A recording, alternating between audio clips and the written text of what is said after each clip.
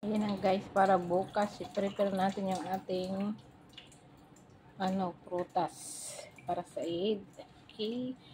Nakatapos ko ngayon ng hugas. Ito mangga. Tapos ito saging.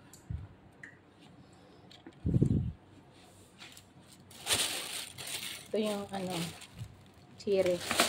Cherry ba yan? Yan. Ubas. Ano nga to? Kiwi. Tapos orange. May pungkane din. Ito, ayan. May apple. Hindi ko alam kung anong tawag dito. Peach. Ito peach. Excuse me. Ito, hindi ko alam kung anong tawag dito. Yan para bukas, guys.